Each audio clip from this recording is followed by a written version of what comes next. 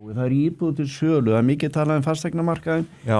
Nú það var hlegið aðeins í áramótaskaupinu sko, að fyrstu kaupendur komast ekki inn og þetta virðist, og tómar blokkir, þetta var svona sketsa sem á eitthvað söngur í kringum þetta graf sýnir okkur svolítið hvað að gerast þar eða ekki?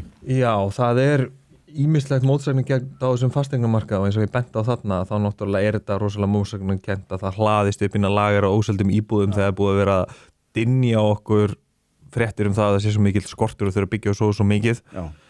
En það nú þannig að ef þú varst að segja að það veri mikill skortur og þú myndir laga hann þá ertu náttúrulega óbeint að segja að verðið myndi þurfa að lækka. Verðið hefur ekki lækkað, þannig hvað að gerast þá bara hlæðist upp lager.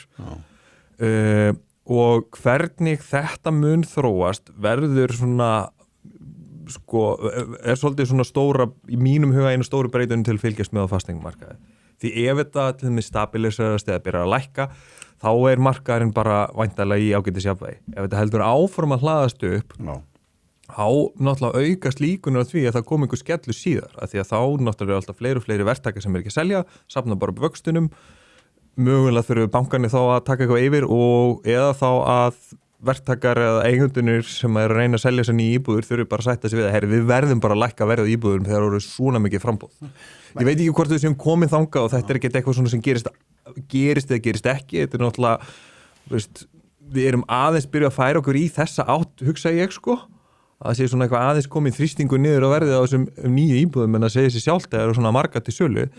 En hvernig þetta mun þróast verður mjög áhugavert að fylgjast með. Þetta mjög athyglisvert. Eru gilda lögmál markaðarins á íbúðamarkaði? Já. Svona einhvers konar framboð og eftirspurnarlögmál og annað slíkt. Já, ég veit ekki okkur þetta ekki að vera. Nei, hann bara svo tregbreytanlegur, það vandamálið.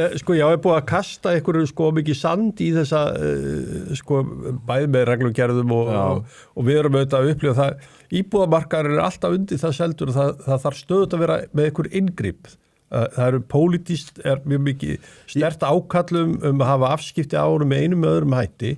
Það sem ég að velta fyrir mér, hvort að það smásaman hefur verið að taka í burtu lögmál sem mættu að stýra það sem eru þessi einföldu lögmál frambóðs eftir. Ég held að það sé bara frábær punktur, ég held að það sé alveg rétt að pólitíkin einhvern veginn heldur að hún þurfi að vera lækningin, en það sem hún ofta að gera náttúrulega bara að gera vandin stærra.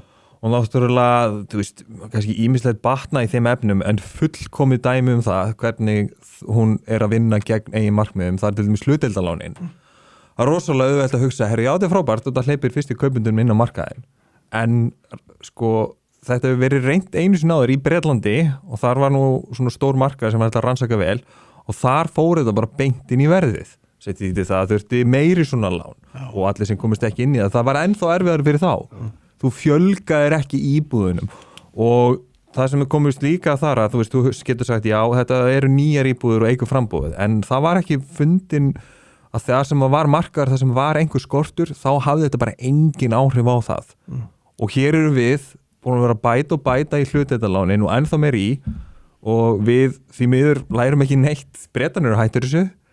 Maður spólið tilbaka, hvað ef við hefðum ekki verið með hlutdeildarlán? Já, ok, það hefur verið erfiðar fyrir einhverju að komast inn, en ég alveg sannfærður það að fasteignaverð væri lægra.